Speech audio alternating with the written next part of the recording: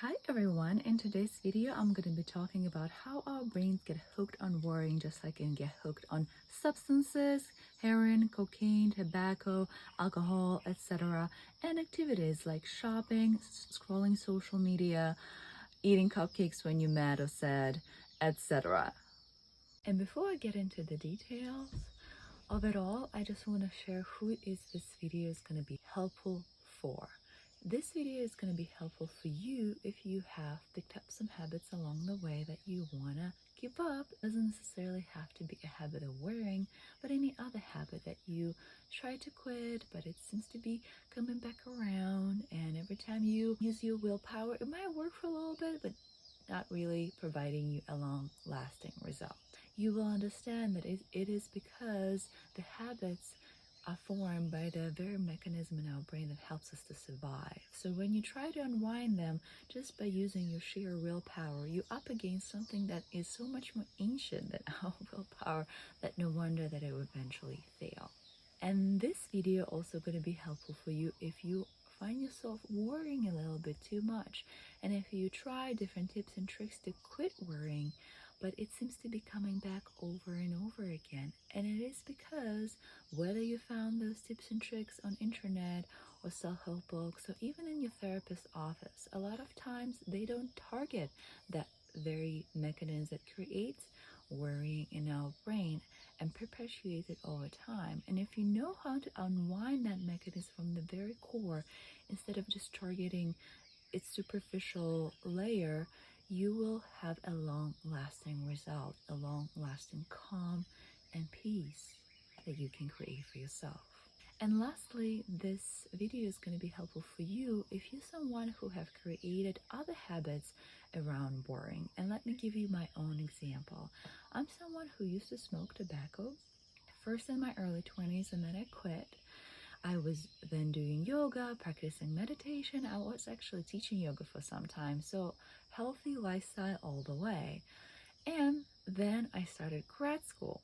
My self-care routine went out of the window. I had no time for it whatsoever, and I went back to my old habit, tobacco smoking. Plus, my anxiety went through the roof in those 2 years because I didn't have the tools to help it, because I had no time. And then I found myself noticing how intimately interconnected my habit of smoking and anxiety has become. I thought that my tobacco smoking was helping my anxiety, but of course it didn't. They were locked into the mechanism where they were perpetuating each other. So I realized that I had to quit both basically to quit either one of them. So I started researching, and I found the literature that helped me so much that I just wanted to share this message, and this is why I'm doing it in this video. The two books that you can use to dive deeper into this subject is The Craving Mind and Unwinding Anxiety by the same author, Dr. Judson Brewer, who is a psychiatrist and researcher of addictions and mindfulness. In those books, you will learn about the mechanism that I'm going to be talking about today in full detail. So what is the mechanism in our brain that drives our habits and make it so hard to quit them? To answer this question, we need to go back to the time when our brains evolved the ability to learn. And even though it risks oversimplifying things, because brain is very complex and we are here just scratching the surface of the things, I would like us to think of the brain as having two parts, older and a newer parts. The newer sections are involved in creating thinking, decision-making, planning, and so on.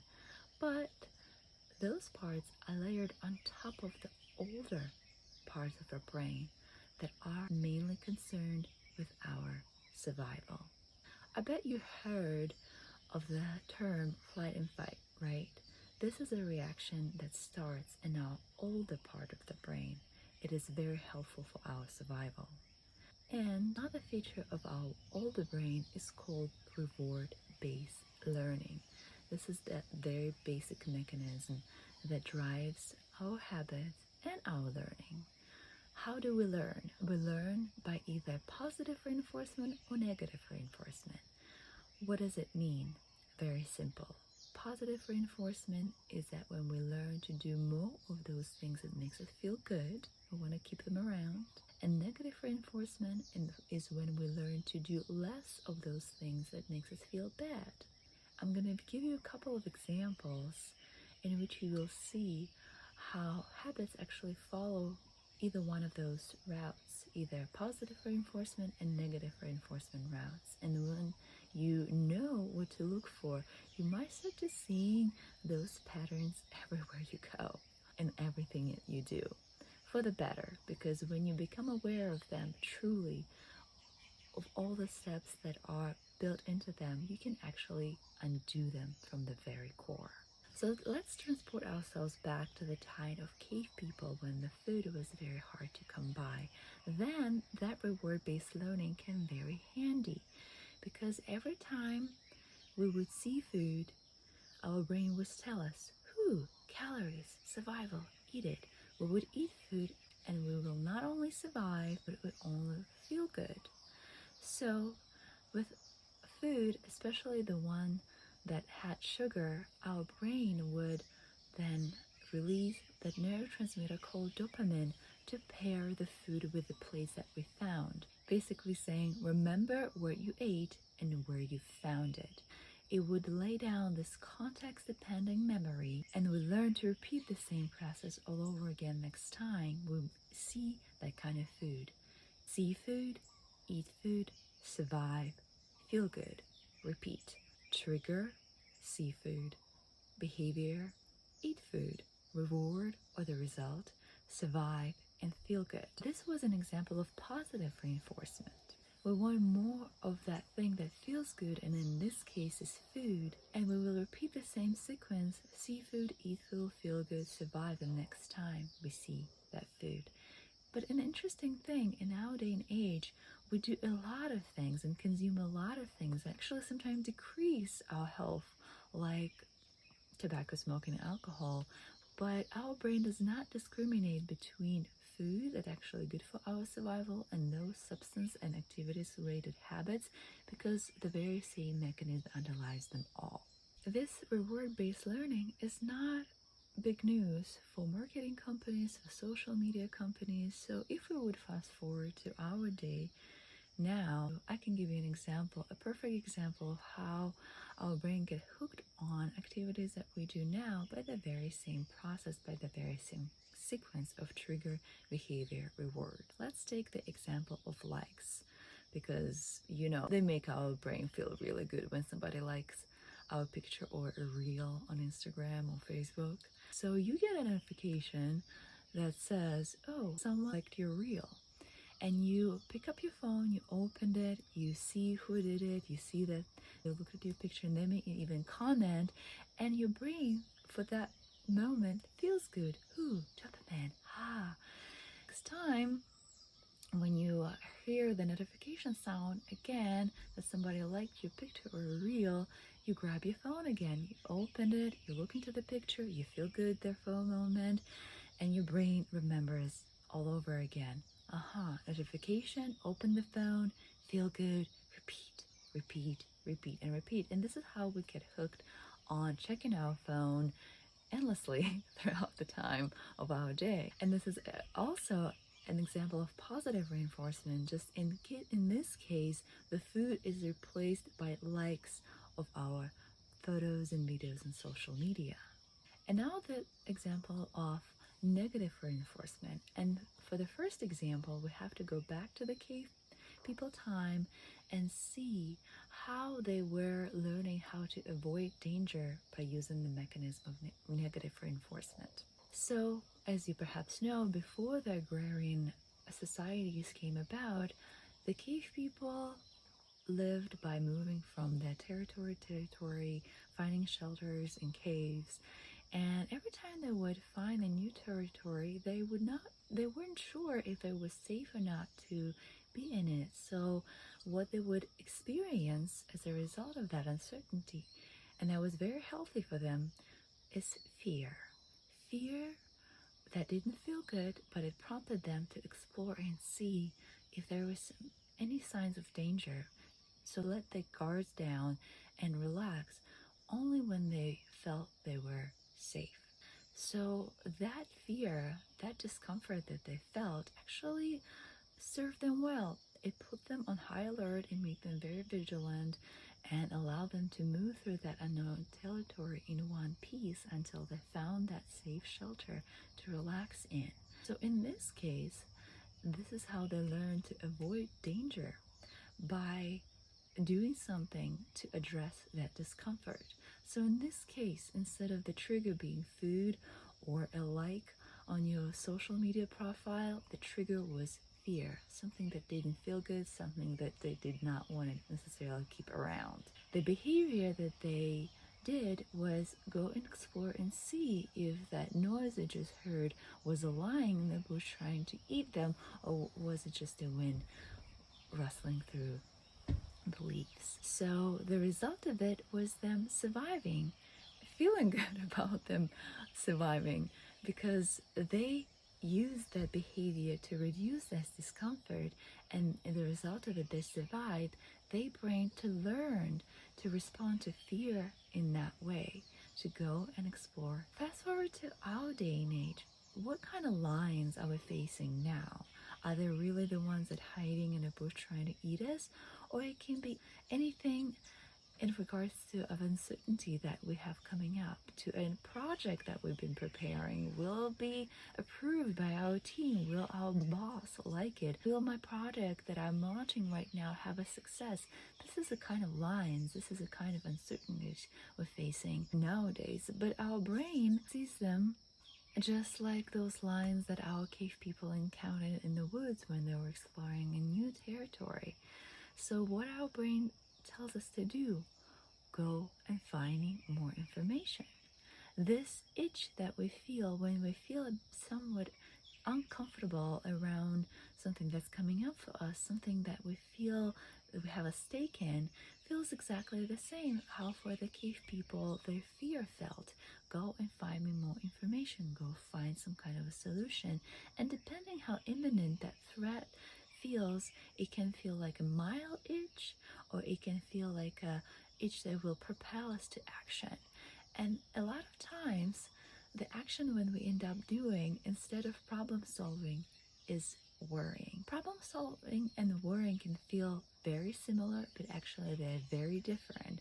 The first sign how you can see that you are worrying and not problem solving is that worrying creates more of itself, and what problem solving does, it leads you to an actionable plan. And sometimes the only action that you can take in this particular moment is to wait and do nothing. And it doesn't really feel good.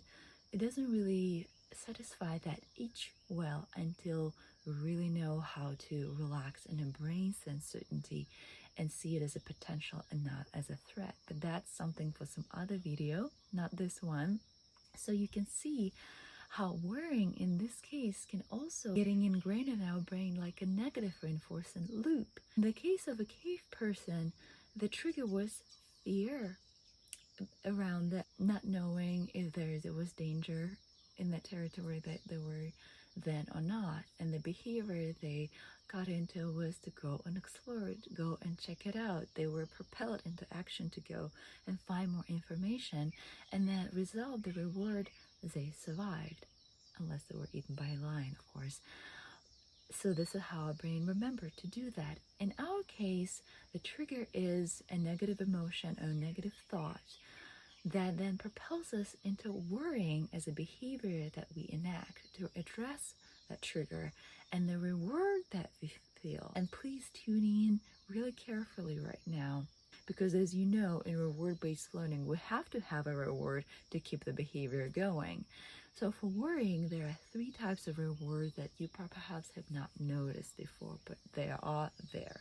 So first of all, worrying feels better than doing nothing, because doing nothing does not help us to feel in control. And this is the second reward right there. When we feel like we're doing nothing, even though we might be adding layers of just thoughts are turning and turning non-stop, not really solving the problem, that might feel like we are in more control, ironically enough, because we are feeling like we're doing something. So feeling like we're doing something, number one, makes us feel like we are in more control, even though we're not, number two. And it also sometimes leads us to actually find a solution here and there randomly, but enough times for our brain to think about, oh, last time you worried, you actually found the solution. Let's do this worry thing again the next time you are triggered in that same fashion. Perhaps you find the solution one more time. The problem with this is that those rewards wear off pretty quickly. Soon enough, we don't feel in more control anymore. We don't necessarily feel like it helping us to do anything more productive. And instead of finding a solution, worry can lead more of itself. And it can become a self-perpetuating cycle. The trigger, anxiety, behavior, worry, result, more worry, more anxiety. And here we go again. Trigger, anxiety, behavior, worry, result, anxiety. And they feed on each other. And it can lead us all the way into the panic mode unless we know how to stop and really see what's happening right there. And what's happening right there is just our brain thinking that it's doing the best thing for us because this is how we learn to survive. This is a very ancient, 100 millions of year ancient mechanism that our brain has evolved to help us to navigate the world that we were living in at that time.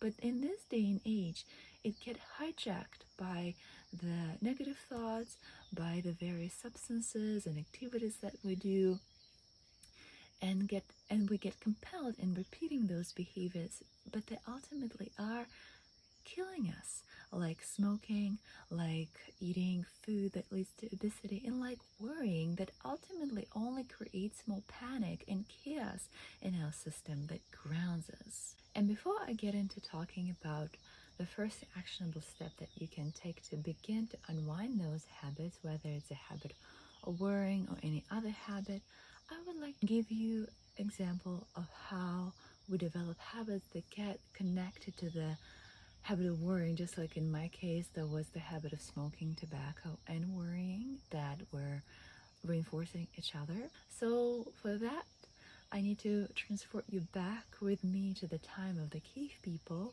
for just a moment and remind you how food at that time was something that our brain invited us to remember and to pair the food with the place that we found by using the dopamine neurotransmitter. That was super helpful at that time.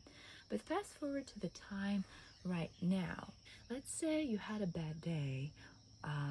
You had maybe some kind of interpersonal drama, hopefully not trauma, or it was just a chaotic one, all in all. And here you are at home, and your creative modern brain tells you, remember this thing, that dopamine feeling good kind of thing? You can use it actually not only to eat food when you're hungry, but you can actually use it to just grab something to make you feel good whenever you're sad, lonely, or mad. And you thank your brain for this wonderful idea, and then you remember that you have ice cream in your fridge.